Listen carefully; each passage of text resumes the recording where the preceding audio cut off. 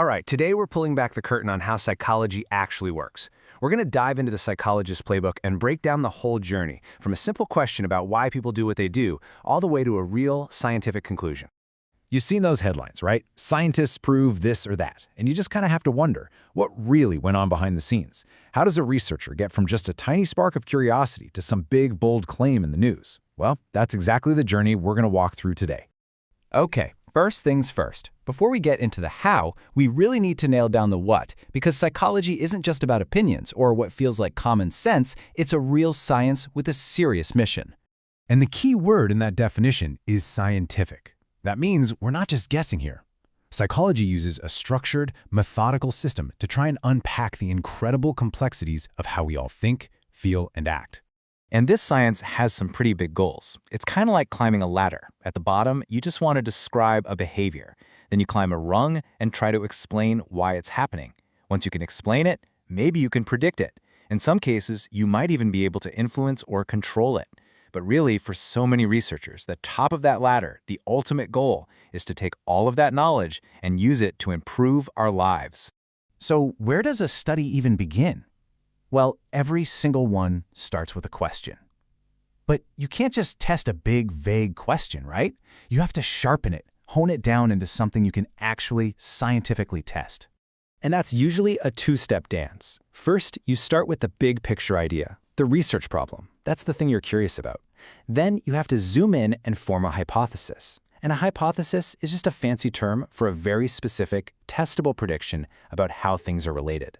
You know, to make this all make sense, let's track one example all the way through. So let's say our big research question is this: does journaling for 10 minutes a day reduce stress? It's a great question, but to actually turn it into a study, we need to break it down. And this brings us right to the heart of any experiment, the variables. Just think of it like cause and effect. The independent variable, the IV, is the cause. It's the one thing the researcher changes or manipulates. In our example, that's having people journal versus not journaling. The dependent variable, the DV, is the effect. It's what the researcher measures to see if anything changed. For us, that's the stress levels. So the whole experiment is about seeing if the IV causes a change in the DV. So, we have our variables figured out. Now we need people for our study. And this part is a really big deal. The moment you involve real human beings, you take on a huge responsibility. This isn't just about crunching numbers. It's about treating people with respect. Now, a researcher can't study everybody, right? So instead, they take a sample, which is just a small slice of the larger target population they're interested in. The whole goal is to make sure that slice of the pie is a perfect miniature of the whole pie. That way, whatever you learn from the sample, you can be pretty confident it applies to the larger group too. And protecting those participants is absolutely non-negotiable. These are the ethical golden rules. People have to freely agree to participate. That's informed consent. They can quit at any moment, no questions asked. Their data has to be kept totally private, and at the end, the researcher has to explain everything. These aren't just polite suggestions. They are the foundation of trustworthy science. Okay, so we've got our testable question. We've got our ethical guidelines locked in. Now it's time to actually do the research. But what tool do you use? Because not all questions can be answered the same way. At a high level, you have two main approaches. There's experimental research. That's where you actually manipulate a variable to see if it causes a change. This is really the gold standard for figuring out cause and effect. On the other hand, you have non-experimental research, like doing surveys or observations. These methods are amazing for describing what's happening or for spotting relationships between things, but they can't prove that one thing caused another.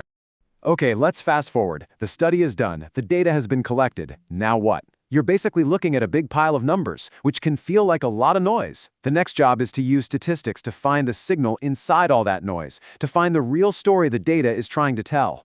Let me give you a classic example. Let's say a researcher looks at the data and finds a really clear pattern. When ice cream sales go up, shark attacks also go up. There's a definite link, a correlation. So, what gives? Does eating ice cream make you tastier to sharks? This brings us to probably the single most important sentence in all of research, so let it sink in. Correlation does not imply causation. Just because two things happen at the same time or move in the same direction does not mean that one is causing the other. It's an incredibly easy trap to fall into. So, what's the real story with the ice cream and the sharks? Well, there's a hidden factor. An extraneous variable, hot weather. When it gets hot, what do people do? They buy more ice cream and they go swimming in the ocean more often. The heat is causing both things to happen. The ice cream didn't cause the attacks, they were both just symptoms of a hot day. So let's bring this all home. We've seen the entire journey now, from a simple little question all the way to a careful, data-driven conclusion. It's a really rigorous process when you think about it. You start with that big question. You sharpen it into a hypothesis. You design an ethical study. You collect the data. And then you analyze it super carefully, always on the lookout for those hidden variables. That is the scientific method in action. And that's how we get knowledge that we can actually trust. So now that you see the whole playbook, think about it for a second. What are you curious about in your own life? Maybe it's about sleep or happiness or how to be more productive. You now have the framework to think like a psychologist. So what's the first question you'd want to put to the test?